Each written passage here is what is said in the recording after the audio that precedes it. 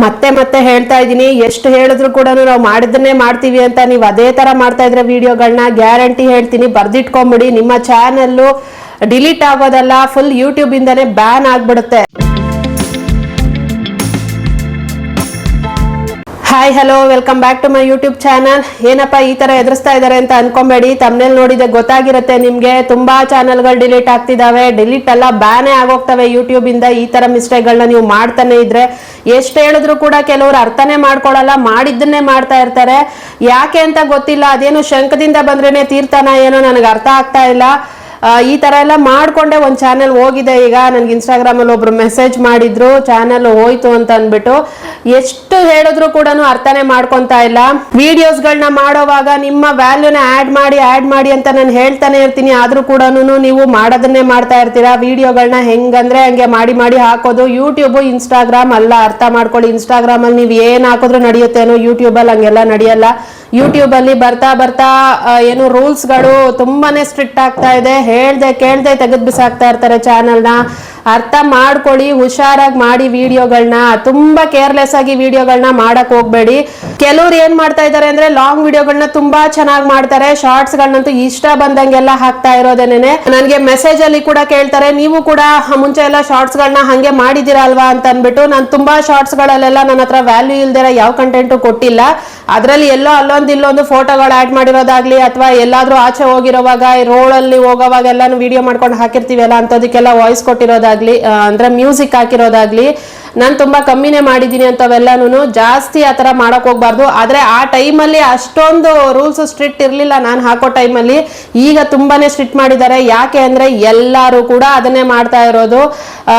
ಅದ್ರಲ್ಲಿ ಏನು ವ್ಯಾಲ್ಯೂನೇ ಇರಲ್ಲ. ಅದ್ರಲ್ಲೂ AI ಬಂದ್ಮೇಲೆ ಅಂತನೂ ಸುಮ್ನೆ ಒಂದು ಫೋಟೋನ ಜನರೇಟ್ ಮಾಡ್ಕೋ, ಅದಕ್ಕೊಂದು ಮ್ಯೂಸಿಕ್ ಹಾಕ್ಬಿಡು, ಬಿಟ್ಬಿಡು. ಅದ್ರಲ್ಲಿ ಏನು ಕಷ್ಟನೇ ಪಟ್ಟಿರಲ್ಲ. ಈ ತರ ಮಾಡ್ತಾ ಇರೋ ಎಲ್ಲದಕ್ಕೂ ಕೂಡ ಬರ್ತಾ ಇರೋದು ಇನ್ ಅಥೆಂಟಿಕ್ ಕಂಟೆಂಟ್. ಅರ್ಥ ಮಾಡ್ಕೊಳ್ಳಿ. ಇದ್ರ ಬಗ್ಗೆ ನಾನು ಮುಂಚೆನೆ ಒಂದು ವಿಡಿಯೋ ಮಾಡಿ ಕೂಡ ಹೇಳಿದೀನಿ. ಅದನ್ನ ತುಂಬಾ ಜನ ನೋಡೇ ಇಲ್ಲ. ನನಗೆ ಗೊತ್ತಿಲ್ಲ ಯಾಕೆ ಅದನ್ನ ಅಷ್ಟು ಜನ ಸೀರಿಯಸ್ ಆಗಿ ತಗೊಂಡಿಲ್ಲ ಅಂತ. ನೀವು ಇವಾಗ್ಲೂ ಸೀರಿಯಸ್ ಆಗಿ ತಗೊಳ್ದೆ ನೀವು ಅದೇ ವಿಡಿಯೋಗಳನ್ನೇ ಮಾಡ್ತೀನಿ ಅಂತ ಏನಾದ್ರು ಮಾಡ್ತಾ ಇದ್ದೀರಾ ಅಂತಂದ್ರೆ ನಿಮ್ ಇಷ್ಟ. ನಾವಿನ್ನೇನು ಮಾಡಕ್ಕಾಗಲ್ಲ. ಹೇಳೋದು ನಮ್ ಧರ್ಮ, ಹೇಳ್ತೀವಿ. ಅದನ್ನ ಅರ್ಥ ಮಾಡ್ಕೊಂಡು ನೀವು ನಿಮ್ಮ ಚಾನೆಲ್ನ ಸರಿ ಮಾಡ್ಕೊಬೇಕಾಗಿರೋ, ಉಳಿಸ್ಕೊಬೇಕಾಗಿರೋದು ನಿಮ್ ಕೆಲ್ಸ. ಕೆಲವರು ಅದೇನೋ ಗೊತ್ತಿಲ್ಲ, ಏನಕ್ಕೆ ಕೇಳಬೇಕು ಅಂತನಾ ಅಥವಾ ಏನೋ, ವಿಡಿಯೋನಂತೂ ಪೂರ್ತಿಯಾಗಿ ನೋಡೋದೇ ಇಲ್ಲ ಬಿಡಿ. ನೀವು ವಿಡಿಯೋನ ಪೂರ್ತಿಯಾಗಿ ನೋಡಿದ್ರೆ ತಾನೇ ಅರ್ಥ ಆಗುತ್ತೆ ವಿಷಯ ಏನು ಅಂತ ಅನ್ಬಿಟ್ಟು. ಈ ತರ ತುಂಬಾ ಜನ ಹಿಂಗೆ ಮಾಡ್ತಾ ಇದ್ದೀರಾ. ನೀವು ವಿಡಿಯೋಗಳು, ನಿಮ್ಮ ಲಾಂಗ್ ವಿಡಿಯೋಗಳಾಗ್ಲಿ ಶಾರ್ಟ್ ವಿಡಿಯೋಗಳಾಗ್ಲಿ, ನೀವು ಅದರಲ್ಲಿ ಒಂದು ನೀವು ಕಾಣಿಸ್ಕೊಬೇಕು, ಇನ್ನೊಂದು ನಿಮ್ಮ ವಾಯ್ಸ್ ಓವರ್ ಇರಬೇಕು, ಮತ್ತೆ ಎಡಿಟಿಂಗ್ ಆಗಿರ್ಬೇಕು. ಇವು ಮೂರು ಇಲ್ಲದೆ ಇರೋ ಯಾವ ವಿಡಿಯೋಗಳು ಕೂಡ ವ್ಯಾಲ್ಯೂಯಬಲ್ ಅಲ್ಲ. ಅಂತ ವಿಡಿಯೋಗಳನ್ನೆಲ್ಲಾನು ಇನ್ ಅಥೆಂಟಿಕ್ ಕಂಟೆಂಟ್ ಅಂತ ಏನು ಚಾನೆಲ್ನ ಡಿಲೀಟ್ ಮಾಡ್ತಾ ಇದ್ದಾರೆ. ಅರ್ಥ ಮಾಡ್ಕೊಳ್ಳಿ, ಹೇಳೋದನ್ನ ಅರ್ಥ ಮಾಡ್ಕೊಳ್ಳಿ, ಓಕೆನಾ? ಇವನ್ನೆಲ್ಲಾನು ವ್ಯಾಲ್ಯೂಗಳನ್ನ ಆಡ್ ಮಾಡಬೇಕು. ನೀವು ಏನೇ ವಿಡಿಯೋನ ಮಾಡಿ ಅದರಲ್ಲಿ ಎಡಿಟಿಂಗ್ ಇರಬೇಕು, ನಿಮ್ಮ ವಾಯ್ಸ್ ಓವರ್ ಇರಬೇಕು. ನಿಮ್ಮ ಫೇಸ್ ಕಾಣಿಸ್ಕೊಳಕ್ ಇಷ್ಟ ಇಲ್ಲ ಅಂದ್ರೂ ನಿಮ್ಮ ವಾಯ್ಸ್ ಓವರ್ ಇರಬೇಕು. ಜಸ್ಟ್ ಒಂದು ಏನೋ ಫೋಟೋನೋ ಏನೋ ಒಂದು ಹಾಕ್ಬಿಡೋದು, ಅದಕ್ಕೊಂದು ಮ್ಯೂಸಿಕ್ ಆಡ್ ಮಾಡ್ಬಿಡೋದು, ಬಿಟ್ಬಿಡೋದು, ಅದರ ಮಾಡಕ್ ಹೋಗ್ಬೇಡಿ. ಕೆಲವರು ಅಂದ್ರೆ ತುಂಬಾ ಚೆನ್ನಾಗಿ ಲಾಂಗ್ ವಿಡಿಯೋಸ್ ಅಂತೂ ನೀಟಾಗಿ ಚೆನ್ನಾಗಿ ಮಾಡಿರ್ತಾರೆ, ಅದ್ರಲ್ಲಿ ಯಾವುದೇ ಪ್ರಾಬ್ಲಮ್ ಇರಲ್ಲ. ಆದ್ರೆ ಶಾರ್ಟ್ಸ್ ಗಳಲ್ಲಿ ತುಂಬಾ ಬರ್ತಾ ಇರೋದು ಈ ತರ ಇಶ್ಯೂ. ಶಾರ್ಟ್ಸ್ ಗಳಿಂದ, ಲಾಂಗ್ ವಿಡಿಯೋಸ್ ಗಳಿಂದ ಅಲ್ಲ, ಶಾರ್ಟ್ಸ್ ಗಳಿಂದ. ಯಾಕೆಂದ್ರೆ ಶಾರ್ಟ್ಸ್ ಗಳನ್ನೇ ತುಂಬಾ ಮಾಸ್ ಪ್ರೊಡ್ಯೂಸ್ ಮಾಡ್ತಾ ಇರೋದು. ಒಂದು ಏನೋ AI ಒಂದು ಪ್ರಾಂಪ್ಟ್ ಕೊಟ್ರೆ ಅದ್ರಲ್ಲಿ ಒಂದು ವಿಡಿಯೋ ರೆಡಿ ಆಗುತ್ತೆ ಅಥವಾ ಒಂದು ಫೋಟೋ ರೆಡಿ ಆಗುತ್ತೆ, ಅದನ್ನ ತಗೊಂಡು ಹಾಕ್ಬಿಟ್ಟು ಅದಕ್ಕೊಂದು ಮ್ಯೂಸಿಕ್ ಹಾಕ್ಬಿಟ್ಬಿಟ್ರೆ ಮುಗೀತು ಅಂತ ಅನ್ಕೊಂಡು ಹಾಕ್ತಾ ಇರೋದೆ ಎಲ್ಲಾನು. ಇನ್ಸ್ಟಾಗ್ರಾಮ್ ಅಲ್ಲಿ ನೋಡಿ ಯೂಟ್ಯೂಬ್ ಅಲ್ಲಿ ಅದೇ ತರ ಮಾಡ್ತಾ ಇರೋದು. ಇನ್ಸ್ಟಾಗ್ರಾಮ್ ಅಲ್ಲಿ ನೀವು ಏನ್ ಹಾಕೊಂಡ್ರು ನಡೆಯುತ್ತೆ, ಆದ್ರೆ ಯೂಟ್ಯೂಬ್ ಅಲ್ಲಿ ಹಂಗೆಲ್ಲ ನಡೆಯಲ್ಲ. ಯೂಟ್ಯೂಬ್ ಅಲ್ಲಿ ನೀವು ವ್ಯಾಲ್ಯೂಯಬಲ್ ಕಂಟೆಂಟ್ ಕೊಟ್ರೆ ಮಾತ್ರನೇ ಚಾನಲ್ ಮಾನಿಟೈಸ್ ಆಗುತ್ತೆ. ಅಕಸ್ಮಾತ್ ಏನಾದ್ರೂ ಮಾನಿಟೈಸ್ ಆಗಿತ್ತು ಅಂತ ಅನ್ಕೊಳ್ಳಿ, ಒಂದ್ 2-3 ದಿನನೋ ಅಥವಾ ಒಂದ್ ವಾರನೋ ಬಿಟ್ಟು ಗ್ಯಾರಂಟಿ ಡಿಮಾನಿಟೈಸ್ ಮಾಡ್ತಾರೆ. ಆ ವಿಡಿಯೋಗೆ ಏನಾದ್ರೂ ಜಾಸ್ತಿ ವ್ಯೂಸ್ ಬರ್ತಿದೆ ಅಂತಂದ್ರೆ. ಅದಕ್ಕೆ ಹೇಳೋದು, ನಿಮ್ಮ ವ್ಯಾಲ್ಯೂಯಬಲ್ ಕಂಟೆಂಟ್ ಮಾತ್ರ ಕೊಡಿ. ಅದ್ ಬಿಟ್ಬಿಟ್ಟು ಇನ್ಯಾವುದನ್ನು ಹಾಕಕ್ ಹೋಗ್ಬೇಡಿ ಯೂಟ್ಯೂಬ್ ಅಲ್ಲಿ. ಸುಮ್ನೆ ವ್ಯೂಸ್ಗೋಸ್ಕರ, ವ್ಯೂಸ್ ಬರುತ್ತೆ ಅಂತದಕ್ಕೆಲ್ಲ ಮ್ಯೂಸಿಕ್ ಆಡ್ ಮಾಡಿದ್ಮೇಲೆ ಗ್ಯಾರಂಟಿ ವ್ಯೂಸ್ ಬರುತ್ತೆ. ಮಿಲಿಯನ್ಸ್ ಗಟ್ಲೆ ವ್ಯೂಸ್ ಬಂದಿರೋರು ಕೂಡ ಇದ್ದಾರೆ. ಆದ್ರೆ ಅದರಿಂದ ಯೂಸ್ ಇಲ್ಲ. ಅಂತ ವ್ಯೂಸ್ ಯಾವಾಗ ಜಾಸ್ತಿ ಬರುತ್ತಲ್ಲ ಅವಾಗ್ಲೇ ಪ್ರಾಬ್ಲಮ್ ಆಗೋದು. ಫಸ್ಟ್ ಅದನ್ನ ಅರ್ಥ ಮಾಡ್ಕೊಳ್ಳಿ. ವ್ಯೂಸ್ ಯಾವಾಗ ಜಾಸ್ತಿ ಬರುತ್ತೆ ಅವಾಗ್ಲೇ ಪ್ರಾಬ್ಲಮ್ ಆಗೋದು ಚಾನಲ್ಗೆ. ವ್ಯೂಸ್ ಕಮ್ಮಿ ಇದ್ದಾಗ, ಈಗ ನನಗೆ ಕೇಳಿದ್ರಲ್ಲ ಕಮೆಂಟ್ ಅಲ್ಲಿ, ನೀವು ಹಂಗೆಲ್ಲ ಮಾಡಿದಿರ ಸ್ಟಾರ್ಟಿಂಗ್ ಅಲ್ಲಿ. ನಾನು ಹಂಗೆಲ್ಲ ಮಾಡಿರೋದಕ್ಕೆ ವ್ಯೂಸೇ ಬಂದಿಲ್ಲ ಯಾವುದಕ್ಕೂನು. ಅದಕ್ಕೇನೆ ಅವ್ ಯಾವನು ಅವ್ರ ಕಣ್ಣಿಗೆ ಕಾಣಿಸಿಲ್ಲ ಅಂತ ಅನ್ಸುತ್ತೆ. ವ್ಯೂಸ್ ಯಾವ್ದು ಮಾನಿಟೈಸೇಷನ್ಗೆ ಅಪ್ಲೈ ಮಾಡಿದಾಗ ಅವ್ರು ಚೆಕ್ ಮಾಡೋದು ಫಸ್ಟ್ ವ್ಯೂಸ್ ಯಾವ್ದಕ್ಕೆ ಜಾಸ್ತಿ ಬಂದಿರುತ್ತೆ. ಲಾಂಗ್ ವಿಡಿಯೋ ಆಗ್ಲಿ, ಶಾರ್ಟ್ ವಿಡಿಯೋ ಆಗ್ಲಿ, ಮತ್ತೆ ಲೈವ್ಗಳಾಗ್ಲಿ ಇವನ್ನ ಚೆಕ್ ಮಾಡೋದೇ ಅವರು ಜಾಸ್ತಿ ವ್ಯೂಸ್ ಯಾವ್ದಕ್ ಬಂದಿರುತ್ತೆ ಅಲ್ಲ ಅಂತ ವಿಡಿಯೋಗಳನ್ನೇ ಅವರು ರಿವ್ಯೂ ಮಾಡೋದು, ಅವಾಗ್ಲೇ ಸಿಕ್ಕಾಕೊಳ್ಳೋದು. ಅದಕ್ಕೆ ಹೇಳೋದು ಶಾರ್ಟ್ಸ್ಗಳನ್ನಾಗ್ಲಿ ಲಾಂಗ್ ವಿಡಿಯೋಗಳನ್ನಾಗ್ಲಿ ಮಾಡೋವಾಗ ತುಂಬಾ ಹುಷಾರಾಗಿ ಮಾಡಿ ಅಂತ. ಶಾರ್ಟ್ಸ್ಗಳಲ್ಲಿ ಸುಮ್ಮನೆ ಒಂದು ಯಾವುದೋ ಒಂದು ಅನ್ಕೊಳ್ಳಿ, ಈಗ ಇದೆ ಅಂತಲ್ಲ, ಈಗ ನಾರ್ಮಲ್ ಆಗಿ ನೀವು ಮನೇಲಿ ಪೂಜೆ ಮಾಡೋದನ್ನೇ ಒಂದು ಏನು ದೇವ್ರ ಗುಡಿನ ಇದು ಮಾಡ್ಬಿಟ್ಟು ವಿಡಿಯೋ ಮಾಡ್ಬಿಟ್ಟು ಅದಕ್ಕೆ ಹಾಕ್ಬಿಟ್ಟು ಅದಕ್ಕೊಂದು ಸಾಂಗ್ ಹಾಕ್ಬಿಟ್ಬಿಡ್ತೀರಾ ಅಂತ ಅನ್ಕೊಳ್ಳಿ, ಅದು ಕೂಡ ಇನ್ವ್ಯಾಲಿಡ್ ಏನೇನೆ. ಅದರಲ್ಲೂ ಯಾವುದೇ ವ್ಯಾಲ್ಯೂ ಇಲ್ಲ. ಯಾಕೆಂದ್ರೆ ಜಸ್ಟ್ ಆ ತರ ದೇವ್ರ ಫೋಟೋಗಳು, ಆ ತರ ದೇವ್ರ ಗುಡಿ ಬೇರೆಯವ್ರ ಮನೇಲಿ ಯಾರ ಮನೇಲೂ ಇರಲ್ವಾ.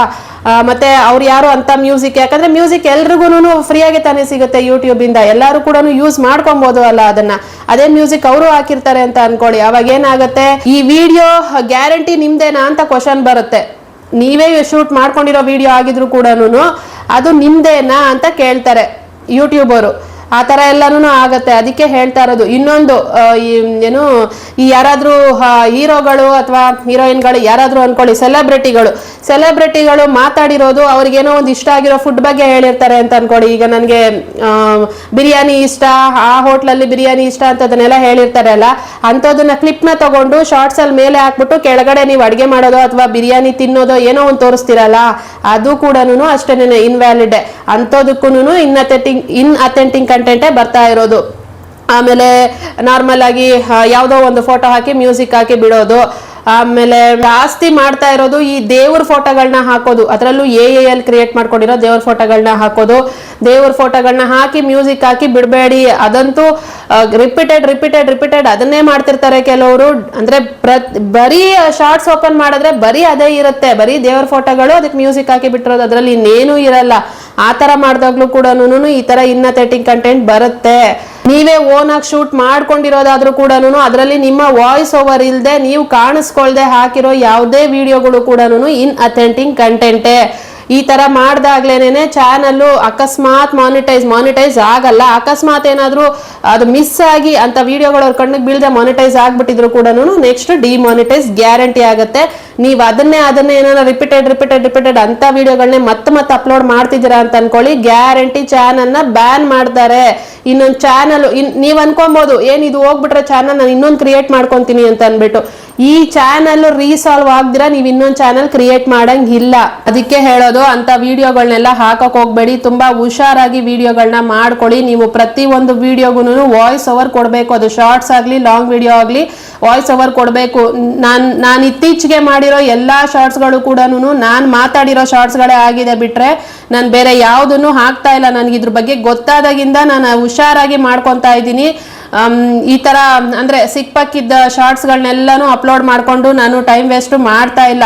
ಮತ್ತೆ ಇನ್ನೂ ಒಂದು ವಿಷಯ, ಶಾರ್ಟ್ಸ್ಗಳನ್ನ ಮುಂಚೆ ನೀವು ದಿನಕ್ಕೆ ಎಷ್ಟಾದ್ರೂ ಅಪ್ಲೋಡ್ ಮಾಡಿದ್ರು ನಡೀತಿತ್ತೇನೋ, ಆದ್ರೆ ಇವಾಗ ಶಾರ್ಟ್ಸ್ಗಳನ್ನ ಹಂಗೆಲ್ಲ ಅಪ್ಲೋಡ್ ಮಾಡಕ್ ಹೋಗ್ಬೇಡಿ. ಅದು ಕೂಡ ಪ್ರಾಬ್ಲಮ್ ಆಗತ್ತೆ, ಸ್ಪ್ಯಾಮ್ ಅಂತ ಬಂದ್ಬಿಡುತ್ತೆ. ಆತರ ಬಂದಾಗ್ಲೂ ಕೂಡ ಚಾನಲ್ ಡಿಲೀಟ್ ಆಗೋ ಚಾನ್ಸಸ್ ಇರುತ್ತೆ.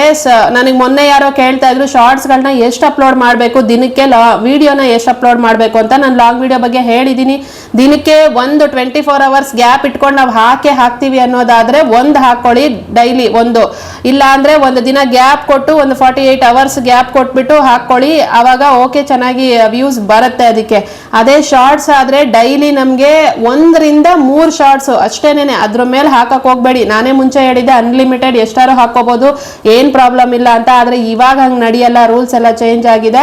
ಶಾರ್ಟ್ಸ್ ಗಳನ್ನ ಮೇಲಿಂದ ಮೇಲೆ ಸುಮ್ನೆ ಮಾಸ್ ಪ್ರೊಡ್ಯೂಸ್ ಮಾಡಿ ಹಾಕ್ತಾನೆ ಇರೋದಲ್ಲ, ಆ ತರ ಮಾಡಕ್ ಹೋಗ್ಬೇಡಿ.